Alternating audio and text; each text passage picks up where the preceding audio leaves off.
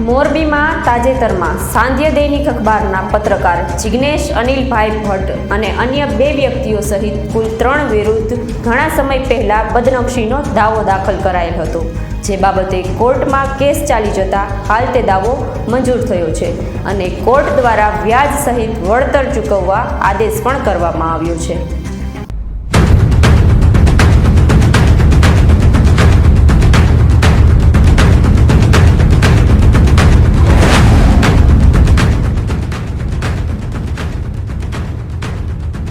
મોરબીના સાંજ સમાચાર દૈનિકના પત્રકાર કમ ખબરી અને ફિલ્મ નિર્માતા સહિત સાંજ સમાચાર દૈનિકના પ્રકાશક તંત્રી વિરુદ્ધ બદનક્ષીનો દાવો સાબિત કરી કોર્ટે ચુકાદો આપતા અખબારી આલમમાં ખળભળાટ મચી ગયો છે.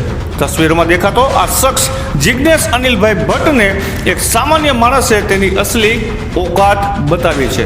જી હા, લોકચર્ચા મુજબ આ એ જ ખબરી છે જે એક સામાન્ય માણસને તો જાણે તેના ખિસ્સામાં હોય તેવા વહેમમાં ફરતો હતો. આ એ જ ખબરી છે જે સાચા લોકો વિરુદ્ધ ખોટા સમાચારો છાપવામાં કુખ્યાત છે. આ એ જ ખબરી છે જેને મોરબીની જનતાએ ઓળખી લેવાનો હવે બરાબર સમય આવી ગયો છે. આ એ જ ખબરી છે જેને દરેક સમાજના લોકોએ માન મોભો આપતા પહેલા એકવાર નહીં 100 વાર ચોક્કસ વિચારી લેવાનો સમય આવી ગયો છે. એક પત્રકારના મુખોટા પાછળ રાગ દ્વેષથી પીડિત ગંદી કૂટનીતિ અને રાજનીતિ ભર્યું શ્રમજનક પત્રકારિત્વ કરતા આ શખ્સને એક સામાન્ય માણસે તેના પર માનહાનિનો કેસ ઠોકી અદાલત દ્વારા ન્યાય મેળવીને તેનું યોગ્ય સ્થાન બતાવી દીધું છે. લોકચર્ચા મુજબ આ એ જ પત્રકાર છે જે રાજકીય આગેવાનો સાથે પણ સાંઠગાંઠ રચી સાચા લોકો વિરુદ્ધ તેમની પ્રતિષ્ઠાને નુકસાન પહોંચે તેવા મેલા મનસૂબા પાર પાડતો આવ્યો છે. ગુજરાતીમાં એક કહેવત છે કે અધૂરો ઘડો છલકાય ઘણો, પરંતુ સમય આવે ત્યારે પાપનો ઘડો ફૂટે પણ ખરો. આવો જ જિગ્નેશ અનિલભાઈ ભટ્ટના પાપનો ઘડો અંતે અદાલતે ફોડી નાખ્યો છે. જી હા, આ સમગ્ર મામલાની વિગતો મુજબ વર્ષ 2013માં મહેર કરો મામાદેવ ફિલ્મ બનાવી મોરબીના સાંજ સમાચાર દૈનિકમાં સમાચાર લઈ આ શખ્સે તારીખ 9/12/2013માં માળિયા મિયાળાના મોટી બરાર ગામના વતની ભૂરાભાઈ મુનશી દ્વારા મોરબીના સાંજ સમાચારના પત્રકાર જિગ્નેશ અનિલભાઈ ભટ્ટ તેમજ ફિલ્મ નિર્માતા અને સાંધ્ય દૈનિકના તંત્રી વિરુદ્ધ 10 લાખના વળતરનો બદનક્ષીનો દાવો માંડ્યો હતો. ત્યારે સાંજ સમાચાર સાંધ્ય દૈનિકના પત્રકાર જિગ્નેશ અનિલભાઈ ભટ્ટ દ્વારા ખોટા નિવેદનો અને વિધાનો છાપવામાં આવતા અરજદારને અન્ય સમાજના લોકો પણ શંકાની નજરે જોવા માંડ્યા હતા. ત્યારે આ કેસ વધુ આગળ ચાલી જતા 12 જેટલા દસ્તાવેજી પુરાવાઓ, એક મૌખિક અને 8 લેખિત પુરાવાઓને ધ્યાને લઈ મોરબી સિવિલ કોર્ટે બદનક્ષી સાબિત કરી અરજદારને વળતર આપવા હુકમ કરી દાખલો બેસાડ્યો હતો. અરજદારને 11,000 વળતર અને વર્ષ 2013થી આજ દિન સુધી 9% વ્યાજ તેમજ તમામ ખર્ચ આપવા આરોપી જિગ્નેશ અનિલભાઈ ભટ્ટ સહિત અન્ય 2 શખ્સોને આદેશ કર્યો છે. જોકે અરજદાર દ્વારા કોર્ટના વળતરથી અસંતુષ્ટ હોય ઉપરની કોર્ટમાં પણ અપીલ કરવા હાલ અરજી કરવાની તજવીજ પણ હાથ ધરવામાં આવી હોવાના હાલ સમાચારો છે. ત્યારે સવાલ ઉઠી રહ્યો છે કે આખરે ક્યાં સુધી આવા લોકોને મોરબીની જનતા પત્રકાર તરીકે માન અને મોભો આપશે. ધ પ્રેસ ઓફ ઇન્ડિયા પણ એક સવાલ પૂછે છે કે આખરે ક્યાં સુધી જિગ્નેશ અનિલભાઈ ભટ્ટ જેવા પપ્પુઓ મોરબીના સાચા અને પ્રમાણિક લોકોને બદનામ કરતા ફરશે. આ બાબતે મળતી માહિતી અને વિગતો મુજબ માળિયા મિયાણાના મોટી બરારના ભૂરાભાઈ ખીમજીભાઈ મુછડિયા દ્વારા સાંધ્ય દૈનિકના પત્રકાર જિગ્નેશ અનિલભાઈ ભટ્ટ અને સાંધ્ય દૈનિકના અખબારના પબ્લિકેશનના તંત્રી પ્રકાશક તેમજ ગ્રાહક સુરક્ષાના અગ્રણી વિરુદ્ધ બદનક્ષી કર્યા હોવાનો દાવો વર્ષ 2013માં સાંધ્ય દૈનિક દ્વારા લખવામાં આવેલ સમાચાર બદલ થયેલ નુકસાન વિરુદ્ધ વળતર મેળવવા મોરબી સિવિલ કોર્ટમાં 10 લાખના વળતર આપવા માટે દાવો કર્યો હતો.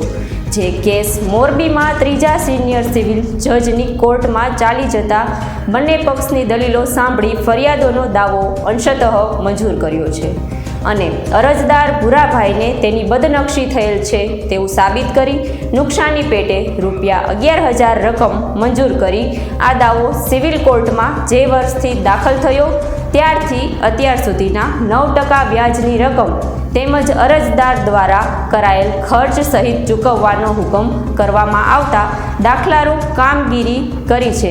સાથે જેના પર દાવો કરાયો છે તેમને બંનેનો ખર્ચ ઉપાડવો પડશે તેવો હુકમ ત્રીજા એડિશનલ સિનિયર જજ દુર્ગેશ કનૈયાલાલ ચંદનાણી દ્વારા કરવામાં આવ્યો છે. આ સમગ્ર બનાવમાં જેમણે દાવો દાખલ કર્યો હતો તે ભૂરાલાલ ખીમજીભાઈ મુછડિયા દ્વારા ધ પ્રેસ ઓફ ઇન્ડિયાને આપેલ એક ઇન્ટરવ્યૂમાં આવો જોઈએ શું કહ્યું. નમસ્કાર, હું છું રાધેશ બુદ્ધભટ્ટી અને આપ જોઈ રહ્યા છો the press of India news. પત્રકારિતાના ક્ષેત્રમાં આવી અને પોતાની જાતને કંઈક આઈ એમ સમથિંગ સમજતા લોકો માટે આંખ ઉઘડતો કિસ્સો પ્રકાશમાં આવ્યો છે. આ સમગ્ર ઘટનાની વિગતો આપી દઈ તો ગત તારીખ 9/12/2013 રોજ મારી બાજુમાં આપ સ્ક્રીન ઉપર જોઈ રહ્યા છો કે માળિયાના મોટી બરારના વતની ભૂરાલાલ ખીમજીભાઈ મુછડિયાએ મોરબીના જ સાંજ સમાચાર દૈનિકના પત્રકાર જિજ્ઞેશ ભટ્ટ સાથે ગ્રાહક સુરક્ષાના અગ્રણી તેમજ સાંજ સમાચાર દૈનિકના તંત્રી અને માલિક વિરુદ્ધ બદનક્ષીનો દાવો દાખલ કર્યો હતો. ત્યારે આ કેસ વધુ આગળ ચાલી જતા કોર્ટે ચુકાદો આપી દીધો છે અને આ ચુકાદામાં જણાવ્યું છે કે આ ત્રણેય લોકોને 9% વ્યાજ સહિતનું વળતર ચૂકવવા કોર્ટે પણ હુકમ કર્યો છે. ત્યારે આ સમગ્ર ઘટનાની શરૂઆતથી લઈને અત્યાર સુધીની શું વિગતો છે તે બાબતે આપણે વધુ વાતચીત કરીશું. આપણી સાથે અત્યારે ન્યૂઝ સ્ટુડિયોમાં ભૂરાલાલ ખીમજીભાઈ મુછડિયા છે. દર્શકોને વિગત આપો કે આ જે સમગ્ર બનાવ બન્યો શરૂઆતથી લઈ અને અત્યાર સુધીની આ કેસની શું માહિતી છે? સર, 2012માં મોટી બરાર મુકામે લાલજી મહેતા જે ગ્રાહક સંગઠનના પ્રમુખ છે અને ફિલ્મી ડ્રામાને આવું બધું કાર્ય કરે છે, એના દ્વારા મોટી બરાર ગામે ધીરુમામાં આહેડકુરમાં થઈ ગયા એવો તેને આહેડકુરને ઉજાગર કરતો એક મેરકરો મામાદેવ ફિલ્મનું એને ત્યાં શૂટિંગ કરતા હતા. અને જે મુછડિયા પરિવારમાં મોટેરી મામા તરીકે જે ઇતિહાસ છે એના આરે છેડા કરીને ત્યાં જવા માટે ને બધું આયોજન કરેલું હતું. ત્યારે મેં એમને સમજાય કે ભાઈ જે સ્ટોરી છે પૂરી જાણ્યા વગર તમે કોઈ આટલા માળિયા તાલુકાની અંદર કોઈ મામાદેવનું સ્થાન આવેલું નથી ને તમે સ્ટોરી આરે છેડા ન કરો, સાચી હકીકત જાણી અને તમે શૂટિંગ કરો ને પિક્ચર બનાવો, મને કોઈ તકલીફ નથી. ત્યારબાદ એને આટલી સમજણ આપવા છતાંય એ લોકોએ શૂટિંગ ચાલુ રાખેલું અને ત્યારે જે મેં એમને સમજાવી એ વાત એને ગળે ન ઉતરી, જેથી કરીને મેં માળિયા કોર્ટમાં ફિલ્મ સામે સ્ટે મેળવવા માટે 2012માં 12/12થી મેં દાવો દાખલ કરેલો અને સાથે મનાઈ હુકમ માટેની જે વકીલની ભાષા છે 8/5થી મનાઈ હુકમ માંગેલો. પણ ત્યારે જે નામદાર કોર્ટે મારી 8/5ની અરજી નામંજૂર કરી તો કાયદાને માન આપીને મેં મારા શિરે ચડાવી દીધી. પરંતુ તે બાબતેને લઈ અને મોરબીના પત્રકાર જિજ્ઞેશ ભટ્ટના દ્વારા તારીખ 29/3/2013ના રોજ જે સાંજ સમાચાર છે તેના અંદર એવી મેટર એને મારા વિરોધમાં છાપેલી કે ભૂરાખીમાં પૈસા પડાવવા તેવાયેલો, પૈસા પડાવવાના બદ ઈરાદે પેતરા કરે, રેવન્યુ પોલીસ ડિપાર્ટમેન્ટ તે જેમાં તેમાં અરજીઓ કરીને સેટિંગ કરીને પૈસા પડાવે છે, આવું એને છાપેલું. જેથી કરી મેં એને જે પેપરમાં આપેલું ત્યારબાદ મેં પેપર મેળવી ને એને જે મારા વકીલ ધર્મેન્દ્રસિંહ યાદવ એની ઓફિસે બોલાવીને તેને વાતચીત કરી કે ભાઈ ભૂરાલાલ ખીમજી આવો તેવાયેલો આવો તમે કેમ નક્કી કર્યું? ત્યારે એને કીધું કે તમે કોણ છો? ત્યારે મેં એને જણાવેલું કે ભાઈ હું જે હોઉં તે હું પોતે જ ભૂરાલાલ ખીમજી છું, તો તમે કેમ નક્કી કર્યું કે હું આવો છું? તો મને કે ના ના આવા તો ઘણા પેપર છાપી નાખ્યા, આવી મેટર છાપી, અમને કોઈ ફરક પડતી નથી. મેં એને કીધું ભાઈ હજી સમય છે, તમે તમારા પેપરની અંદર થોડું છાપીને માફી માંગી લ્યો. તો મને કે ના માફી માંગવાનું થતું નથી. જેથી કરીને મેં મોરબી નામદાર કોર્ટમાં મારા વકીલ શ્રી PM પરમાર સાહેબ મારફત મેં વળતર માટે 10 લાખનું વળતર મેળવવા અને મારી બદનક્ષી કરી ને જે એને પેપરમાં એવું છાપેલું કે પેતરા કરવા ટેવાયેલો કે આવા અરજીઓ કરે છે, એવા મારા વિરોધમાં એને સ્ટેપ બાય સ્ટેપ 60 દસ્તાવેજી પુરાવાનો મૌખિક પુરાવા મૂક્યા. પણ આપ 31 જાન્યુઆરીએ જે નામદાર કોર્ટે જે જજમેન્ટ આપેલું છે એ આપ જે જોવામાં આવે તો મારા વિરોધમાં એને જે 60 પુરાવા રજૂ કર્યા કે મૌખિક પુરાવા રજૂ, ક્યાંય સાબિતી એ કરી શક્યા નથી કે મેં પેતરા કર્યા છે કે પોતે પેતરા કર્યા છે. એને જે દસ્તાવેજી પુરાવા નામદાર કોર્ટ સમક્ષ રજૂ કર્યા છે, સાચી હકીકતો છુપાવી અને ખોટી હકીકતો વાળા પુરાવા રજૂ કરેલા, જે નામદાર કોર્ટે એના પુરાવા કોઈ ધ્યાને લીધા નથી.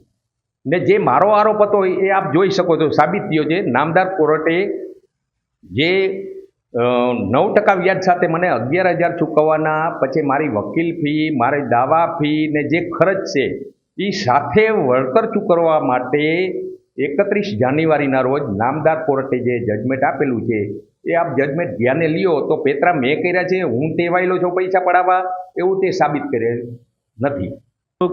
જાણવા મળેલું હતું કે તમારે એમની સાથે કોઈ વાતચીત થઈ હતી અને તમે પણ કંઈ સમજાવટ કરેલી હતી?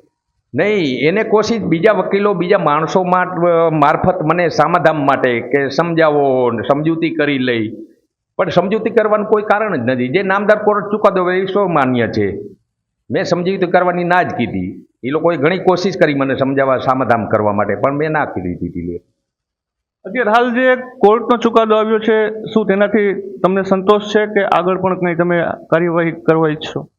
એ તો હવે મારા વકીલ સાહેબ છે, જે PR પરમાર સાહેબ શ્રી, તેની મુલાકાત, તેની હારે ચર્ચા કર્યા બાદ જ નક્કી અમે કરી શકું કે ઉપલી કોર્ટમાં જવું કે શું કરવું, એ વિચારીને જ આગળ નિર્ણય લઈ શકશું અમે.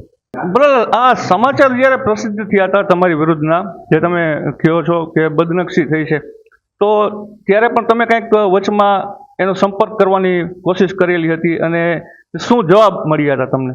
મેં જ્યારે એમને સાંજ સમાચાર દૈનિકમાં જે મારા વિરુદ્ધમાં સમાચાર પ્રસિદ્ધ કર્યા ત્યારે મને જાણ થઈ કે મારા વકીલ તે સમયના હતા, માળિયા 12 કોર્ટ દાખલ કર્યો, કેસ દાખલ દાવો કરેલો. ત્યારે ધર્મેન્દ્રભાઈ યાદવ કરીને વકીલ મેં રાખેલા, એમની ઓફિસે મેં જિગ્નેશ ભટ્ટને બોલાવી ને એને મેં ચર્ચા કરેલી કે ભાઈ માફી માંગી લ્યો. તો ત્યારે એને એવું કીધેલું કે નહીં અમને કોઈ ફરક પડતો નથી ને આવું તો ઘણી છાપી લીધું. ત્યારે મેં એને કીધું છાપ્યું ને આ છાપ્યું એમાં ફેર છે, હજી સમય છે, પણ ન માને, જેથી કરી મારે એને નોટિસ આપી અને મેં નામદાર કોર્ટનો આશરો લઈને દાવો દાખલ કરેલો.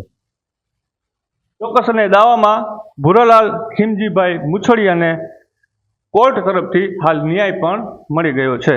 ત્યારે આ ન્યાય જે મળ્યો છે તે જોતા ખરેખર એક વાત સાબિત થાય છે કે પત્રકારિતાના ક્ષેત્રમાં આવી અને પોતાને કંઈક આઈ એમ સમથિંગ સમજતા આવા લોકોની ખરેખર આ ચુકાદાએ આંખ ઉગાડી દીધી છે. પત્રકાર બની જાય એટલે એનો અર્થ એ નથી કે કોઈ સાચા વ્યક્તિ વિરુદ્ધ આપણે ખોટા સમાચારો પ્રસિદ્ધ કરવા માંડીએ, અને તે પણ આવા લોકો કે જે એક સામાન્ય વ્યક્તિ છે. મોરબીના સાંજ સમાચાર દૈનિકના પત્રકાર જિગ્નેશ અનિલભાઈ ભટ્ટ સાથે ગ્રાહક સુરક્ષાના અગ્રણી અને સાંધ્ય દૈનિકના તંત્રી માલિક વિરુદ્ધ જે દાવો દાખલ કરવામાં આવ્યો હતો તે કોર્ટે અત્યારે હાલ ચુકાદો આપી અને ન્યાય ભુરાલાલ ખીમજીભાઈ મુછડિયાને આપી દીધો છે.